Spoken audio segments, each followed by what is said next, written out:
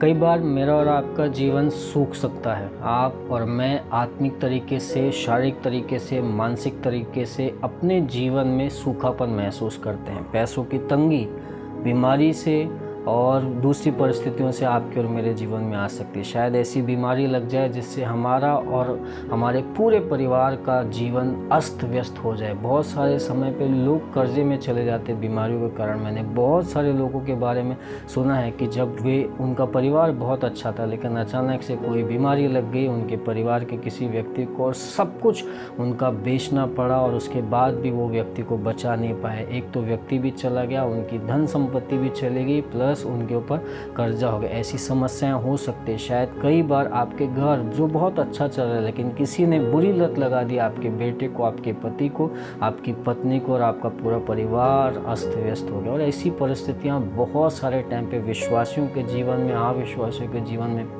आती होती है। और ये समय होता है जहाँ पर मैं और आप परमेश्वर के पास में आ सकते हैं। एक घटना बाइबल में है जहाँ पर यीशु मसीह एक व्यक्ति को देखते हैं जिसका एक हाथ सूख चुका था। आइए हम निकालेंगे मरकुस की किताब, उसका 3रा अध्याय और वचन 1 से लेकर 5 तक। ऐसा लिखा है, यीशु फिर आराधनालय में गया। वहाँ एक मनुष्य था जिसका हाथ सूख गया था। फरीसी उसकी ताक में थे कि देखे वह शब्द के दिन उसको स्वस्थ करेगा या नहीं, जिससे वे उस पर दोष लगा सकें। उसने उस सूखे हाथ वाले मनुष्य से कहा, उठ, बीच में खड़ा हो। फिर उसने उससे कहा, क्या शब्द के दिन भला करना उचित है या बुरा करना, प्राण बचाना या मारना? परंतु वे चुप रहे। उसने उन सब को क्रोध से देखा और उनके मन की कठोरता पर दुखी हुआ और दुखी होकर उस मनुष्य से कहा, अपना हाथ बढ़ा। उसने बढ़ाया और उसका हाथ फिर से ठीक हो गया। यहाँ पर एक व्यक्ति है जिसका हाथ सूख चुका है, और दूसरी कहानी भी यहाँ चल रही है कि फरीसी लोग उसके ऊपर दोष लगाना चाहते हैं। ये व्यक्ति बहुत समय से आराधनालय में आ रहा होगा, बहुत समय से आ रहा होगा, और उसका हाथ सूखा हुआ है, तकलीफ में। हाथ सूखा मतलब वहाँ पर ब्लड का कोई सर्कुलेशन नहीं, कुछ भी नहीं।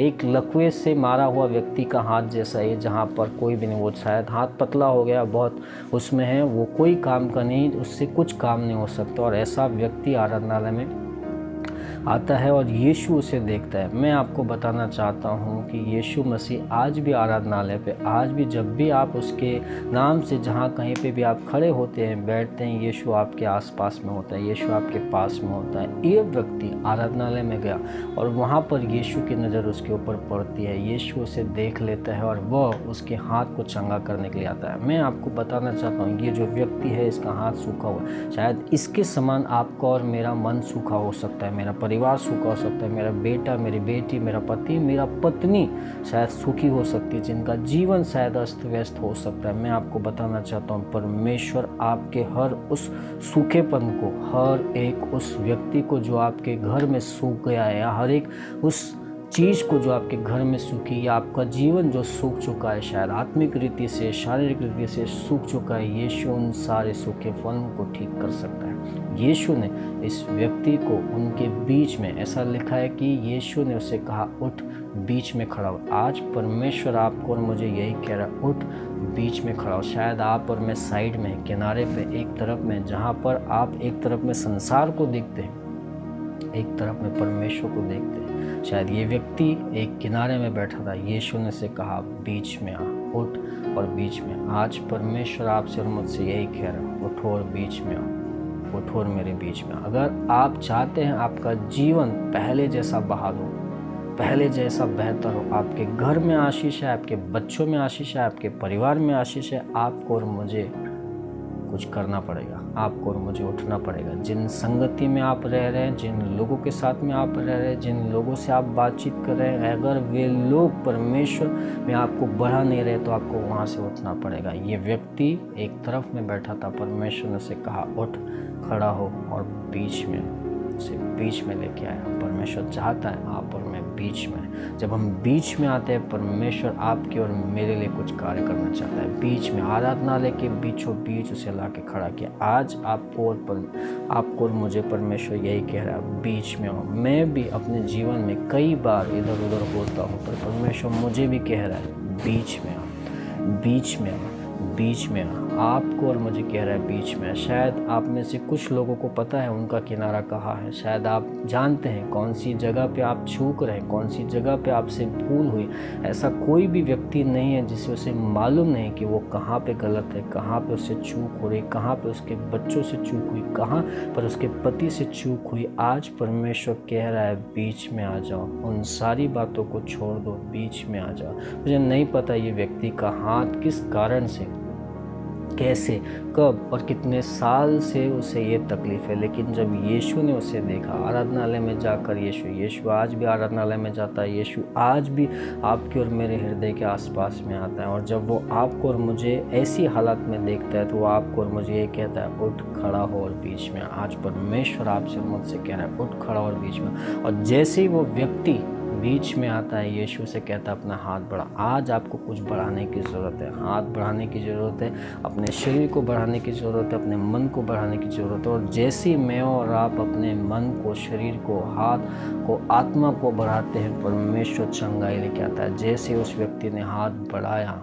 वो हाथ चंगा हो गया। आज उसी चीज़ को परमेश्वर आपके और मेरे जीवन में करना चाहता है। आपको और मुझे अपने शरीर को बढ़ाना पड़ेगा, अपने मन को बढ़ाना पड़ेगा, अपनी हरकतों को बढ़ाना पड़ेगा कि प्रभु मैं चाहता हूँ तो चंगा कर दे, प्रभु मैं चाहता हूँ तो चंगा कर दे। और जैसे उस व्यक्ति ने हाथ बढ़ाया उसका हाथ फिर ज्यों का त्यों हो गया। आपका जीवन अगर ज्यों का त्यों आप करना चाहते हैं, आपको अपने आप को बढ़ाना पड़ेगा, बीच में आना पड़ेगा, खड़ा होना पड़ेगा और परमेश्वर की महिमा करना पड़ेगा। आइए प्रार्थना करते हैं। प्रभु यीशु मसीह, इस व्यक्ति के समान प्रभु हम अपने आप को आपके करीब लेके आते हैं। प्रभु प्रार्थना करते हैं, घोषित करते हैं प्रभु आप हमारे जीवन को बेहतर कर दीजिए, प्रभु आप हमारे जीवन को अच्छा कर दीजिए। प्रभु आप हर एक जो बीमारी है, तकलीफ़ है, मुसीबत है प्रभु जिसमें हमारे भाई बहन तकलीफ़ों में, मैं प्रार्थना करता हूँ उनकी तकलीफ़ों को दूर कीजिए प्रभु। उनके जीवन का सारा सूखापन, बीमारी, कर्जा,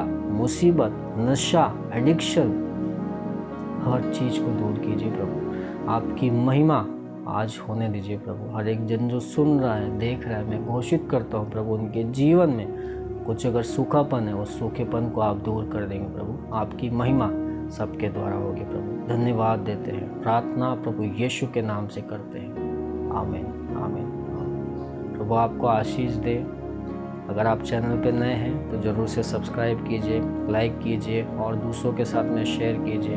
अगर आपने पहली बार यीशु के बारे में जाना है तो मैं आपको बताना चाहता हूँ यीशु मसीह आपसे प्यार करता है और वो आपके जीवन को बदलना चाहता है। आप चैनल पे जाके और भी वीडियो को देख सकते हैं जहाँ पर आपको जानकारी होगी कि यीशु मसीह आपका उद्धार करता है। प्रभु आपको आशीष दे। Thank you. God bless.